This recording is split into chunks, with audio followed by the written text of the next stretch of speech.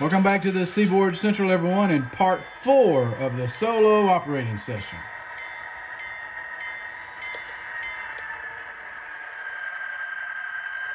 In this session, we're going to follow around the 241 as it yards the train and ends up working the raglan yard.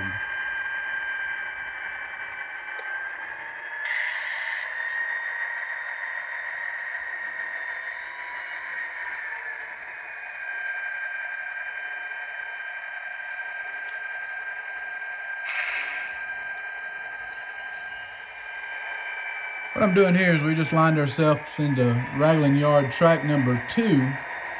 We'll be pulling these cars in the clear, cutting them off, and then running around and everything and starting to do our work. These cars that we're pulling in just was recently weathered, upgraded, so we can add them to the fleet of cars on the layout. Currently on the layout anyway.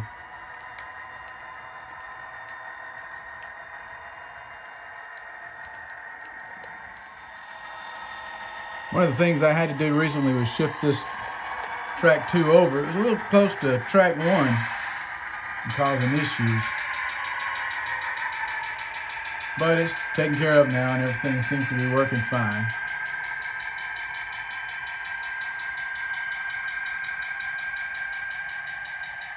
That ought to do.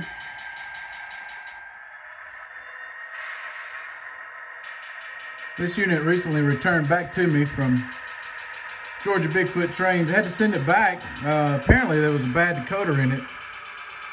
Jason swapped it out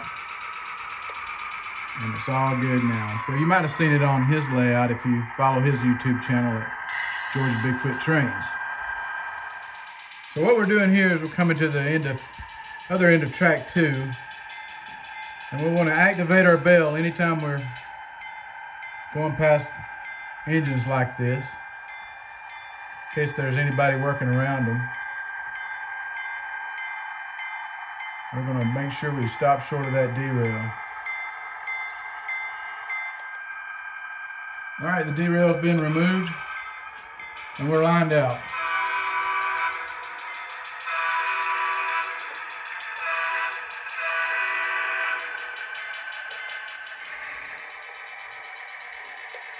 This is an Atlas unit, unlike the 240, which is an Athearn Genesis. The Athearn Genesis is a pretty easy decoder swap. This one requires a lot more work.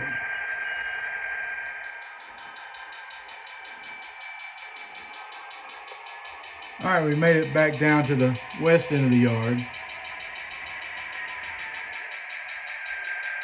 We're going to go back in and start lining up cars.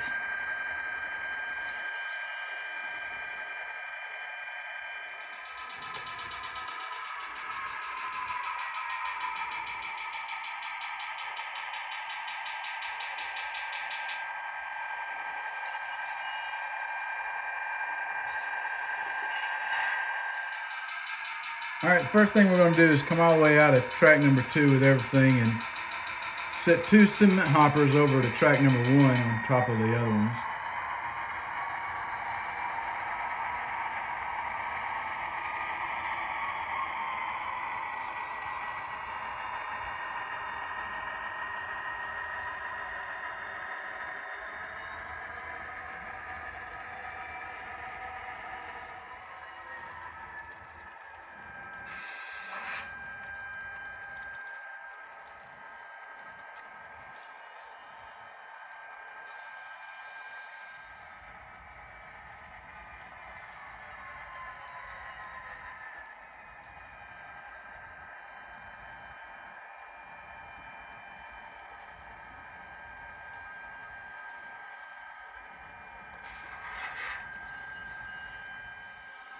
Now we'll go back to track 2 with these other 4 cars.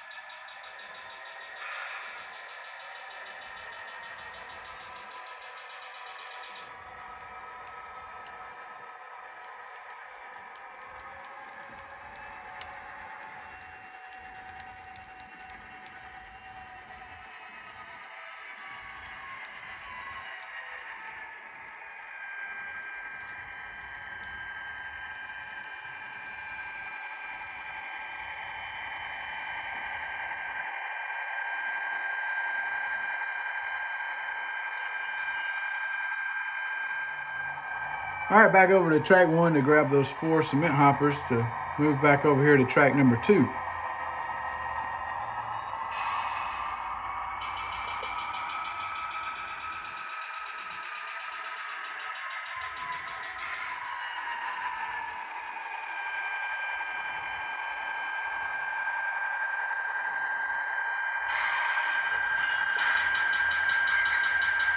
All right, we're going to stretch the track down, pull it down some, and then make our cut. So I want to simulate the tonnage in this track. This is where that drive hold comes in handy.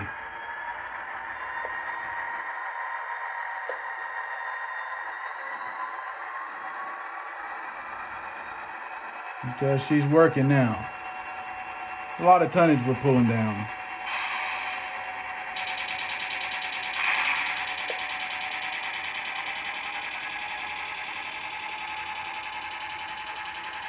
And then I can kill the power.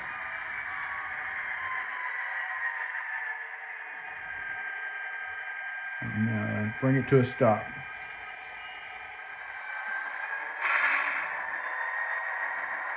All we're doing is blocking this stuff so it'll be ready to go for the next switch.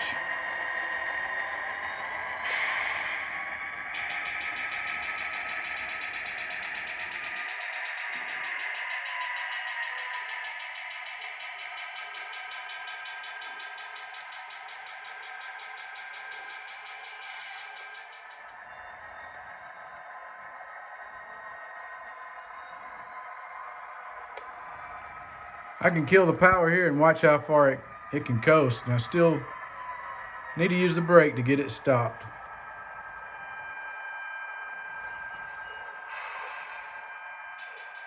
All right, now we're going to shove everything in the clear. Again, I'll make use of the drive hold to simulate shoving against the tonnage.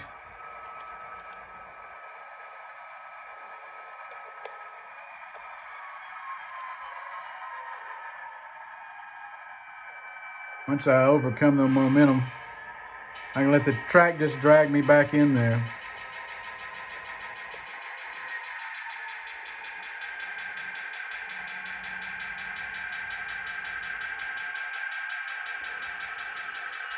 That ought to work. Let's try some handbrakes.